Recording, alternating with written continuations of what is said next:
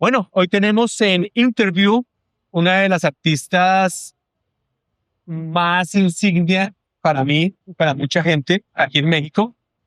Su nombre es artístico Abrascadabra, ¿no? ¿Cómo estás? Muy bien, muchas gracias. Bueno, yo me pregunto, ¿cómo se dice? Abrascadabra, ¿de dónde salió? Mejor dicho, ese nombre artístico. Ok, lo voy a tratar de resumir lo más posible, pero mi usuario de Instagram es Abracasdabra, pero en realidad soy Abracadabra. Lo que pasa es que, pues, como Abracadabra es un nombre tan común, Sí. pues ya no lo podía poner. Entonces, cuando tenía como 13, 12 años, empecé con lo de la onda emo. Entonces, yo me ponía Casgor porque me colgaba un cassette de esos miniaturas con un moño aquí en el cuello y así, entonces como de casetito, Sí, sí, sí. Cas. Y como me encantaba el gore y el grind y todo eso, entonces era Casgor, ¿no? Entonces luego pasó mucho tiempo, ya utilicé mi nombre normal y así, pero pues tuve una adolescencia un poco complicada, entonces muy joven me embaracé y muy joven me pasaron muchas cosas. Con la persona que vivía me golpeaba, entonces yo me desaparecí porque un día casi me mata.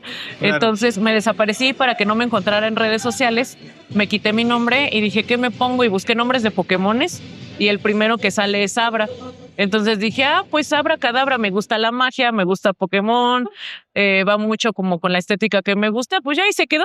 Y Se quedó como... Abracadabra y como no podía el nombre de usuario, pues le puse Abracasdabra por lo de mi pasado emo y así, entonces ya. Pero me gusta esa parte, ¿no? Mejor, como más original. Pero Sí. tu nombre es... María Jimena. Pero la gente, ¿cómo te llama? Digamos, tus clientes.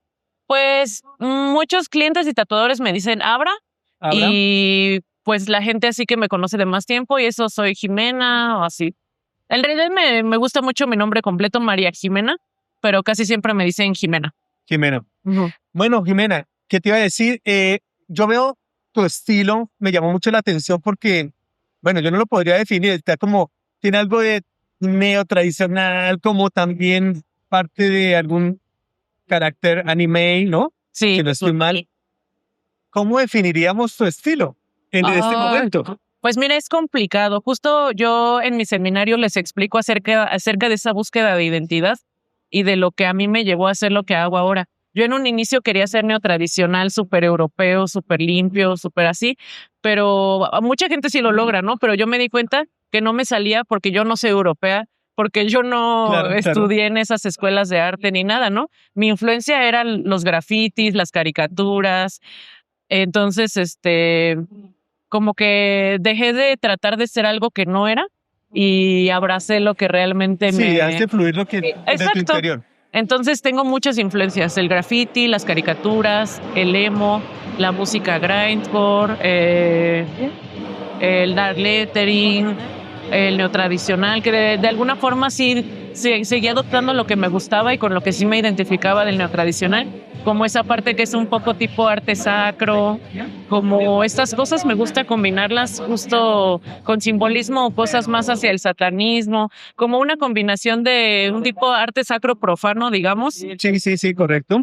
Con esa combinación entre con mucho color y los bloques de negro para crear ese contraste y como ese impacto visual distinto que da el ver algo así, ¿no? Claro, pero entonces digamos también tiene mucha parte mágica también ahí, ¿no? Sí, como esotérica. Como esotérica. Y digamos, ¿haces algo esotérico también, aparte del tatu, para complementar eso? Realmente yo le tengo mucho respeto a los brujos en general. Yo me gusta leer mucho acerca del tema. Hay filosofías que me encantan como la del telema. Aleister Crowley o Anton LaVey del satanismo no teísta. He leído mucho acerca del tema, pero yo no podría llamarme bruja porque siento que se requiere un estudio mucho más allá. Entonces, lo respeto mucho, me inspiro en el ocultismo, pero como realmente mi onda es el tatuaje y el arte, pues tampoco tengo, digamos, que el tiempo para desarrollar ese don de bruja. Claro. Entonces, lo respeto, pero me inspiro en ese tipo de filosofías. Bueno, y cómo, digamos, son tus inicios volvamos un poquito para atrás, ¿cómo fueron los inicios en el tatu? Es decir, ya llegas a esto, pero antes de eso me imagino hay un proceso. ¿Cómo fue tu proceso para llegar acá? Uy, pues justo empezó cuando empecé con lo del emo. porque pues yo veía las bandas que me gustaban y se veía, todos estaban bien tatuados y así. Y entonces yo los veía y decía, oh, yo me quiero ver así, o sea, yo quiero eso, ¿no? Porque siento que para mí es como un escudo, no sé cómo explicarlo, porque pues yo estoy como chaparrita, como delgadilla, entonces, o sea, en tamaño soy pequeña.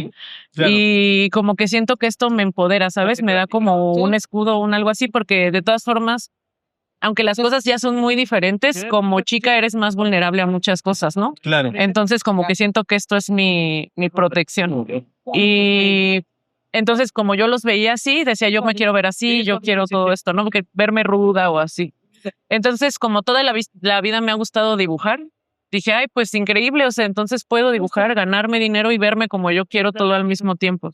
Y brindarle esa seguridad que a mí me dio el tatuaje cuando me empecé a tatuar, como a los 14 años más o menos, a otras personas. Joven, 14 años, Sí, sí. entonces son como muchas cosas. A mí siempre me ha gustado dejarle algo bueno a la gente, de que se vuelvan más seguros, más, no sé, cosas así. Y siento que con el tatuaje también puedo hacerlo. Fuera de lo estético y todo eso, también es Claro. como algo en el corazón, ¿no?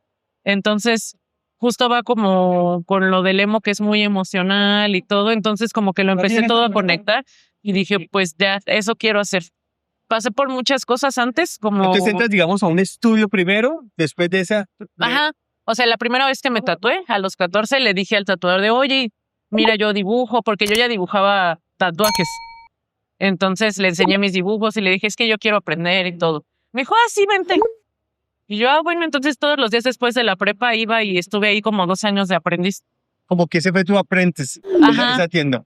Y pues sí me tocó, o sea, siento que en la línea entre lo old school y lo nuevo, porque pues siento que lo old school es gente que tiene más de 20 años tatuando, ¿no? Entonces yo llevo 10 y es como que estoy en medio, porque sí me tocó lavar tubos, sí me tocó eso, pero ahorita si me dices, calíbrame una máquina de bobinas, pues no lo voy a saber hacer. Claro, claro. Entonces siento que estoy como ahí intermedio. Estuve ahí esos 2 años, aprendí muchas cosas, pero yo ya quería tatuar.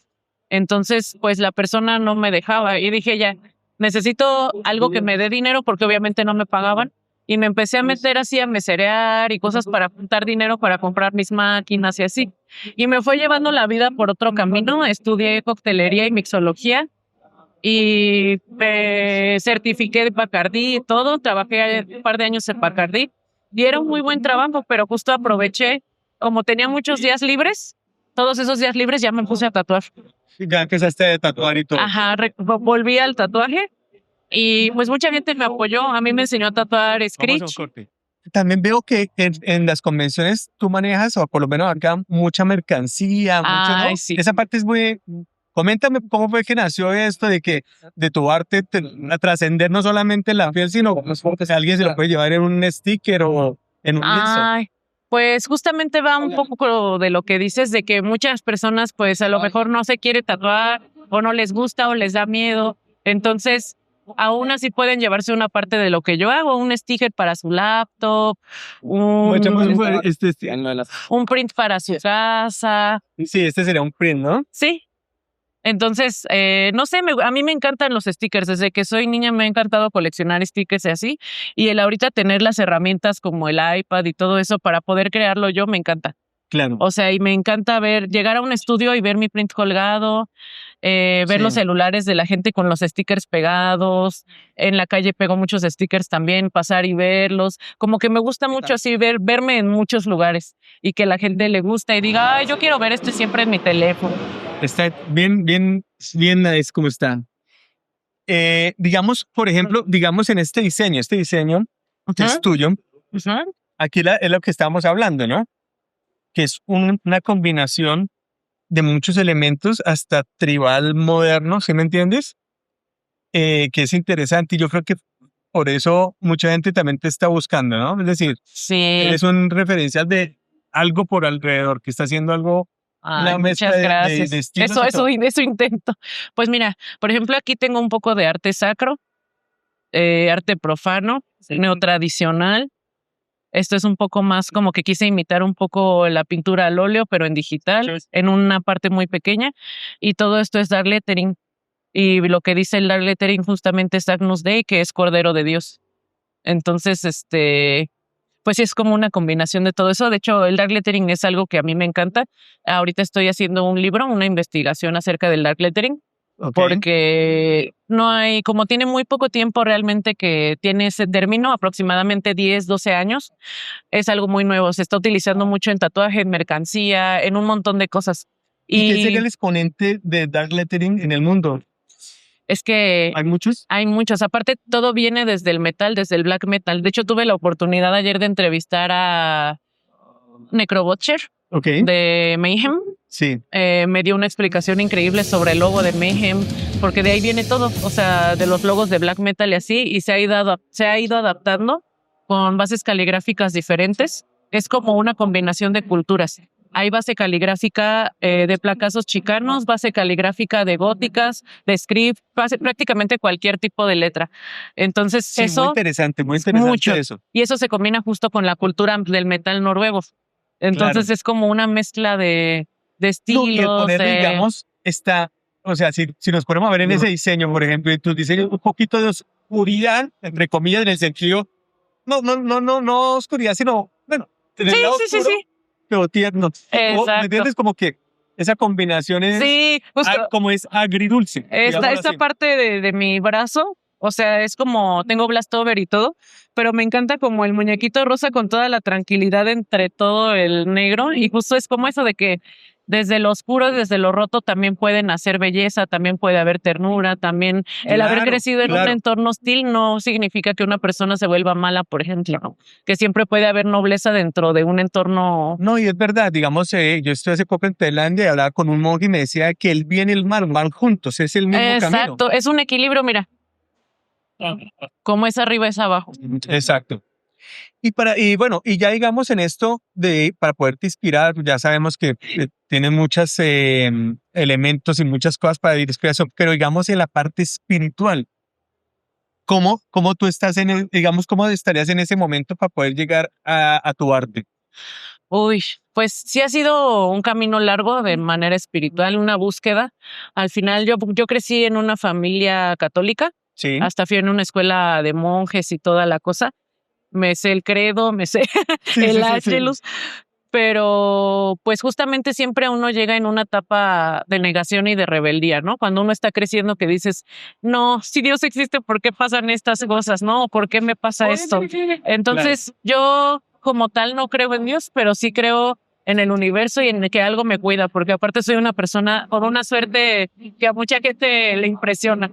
Entonces, yo creo en mi voluntad, creo en que algo me cuida, creo en que hay que ser agradecidos con lo que sea que nos dé todo lo que tenemos y que uno tiene que trabajar mucho en uno mismo para hacer las cosas realidad, ¿no? Claro. Esta filosofía de Aleister Crowley, la del telema, en su libro de Magic, tiene una parte que a mí me parece muy interesante, muy obvia, que no es muy obvia para toda la gente, que dice que cuando uno es niño, le dice que no tiene que imaginar o que tu imaginación es una tontería, ¿no? Pero no te pones a pensar que todo lo que existe en el mundo vino de la imaginación de un niño, en un inicio. Total. Entonces, habla de que con tu voluntad tú puedes hacer todas las cosas posibles. Obviamente no de una forma de, ay, le hago así y ya aparece, ¿no? Sino llevar tu voluntad hasta el punto más donde esté en tus manos y dejarle el resto al universo que te va a agradecer que lo hagas con amor. Y siento que en el tatuaje se ve mucho eso porque el tatuaje es muy agradecido. Todo lo que tú le das al tatuaje te lo devuelve. Claro. Dinero, esfuerzo, inversión, tiempo, siempre regresa. Entonces siento que va como muy conectado, ¿no? Bueno, muy lindo eso, de verdad. Bueno, yo creo que ya llegando ya al final y todo, siempre en mis podcasts le digo a los artistas un consejo, un tip de consejo. Bueno, no hablamos antes de terminar de la pintura. ¿Haces mucha pintura orgánica o más digital? Hago más digital, pero por ejemplo apenas presenté un cuadro para una exposición de un estudio de aquí y lo hice con pintura acrílica. Me gusta, lo sé hacer, no lo puedo hacer mucho porque no tengo tiempo y el iPad es una herramienta que justamente lo que hace es ahorrarnos mucho tiempo, pero siento que también tiene su magia el hacer las cosas análogas. A veces cuando tengo tiempo me gusta dibujar mis flashes con plumones de alcohol. Sí, el estilo Y- old school. Ajá. Cuando hay tiempo, aprovecho para poder hacerlo. Claro. Bueno, listo. Entonces, al final, un consejito para los tatuadores, para la gente que esté iniciando en este mundo. Creo que uno de los más importantes es que crean en sí mismos, porque si ellos no crean en sí mismos, nadie va a creer en ellos. Que se aferren, porque es muy difícil. Al principio siento que es una carga, al menos para mí fue una carga mental, emocional y de responsabilidad muy fuerte, que yo lloraba a diario. Ya hasta que, pues obviamente en este momento, después de 10 años, ya tengo la seguridad de que sé cómo hago las cosas, pero al principio es complicado. Entonces, que sean valientes y que no se desanimen, porque al principio las cosas no salen como ellos quieren. Bueno, de verdad, muchas gracias. No, gracias Y a nos ti. vemos próximamente.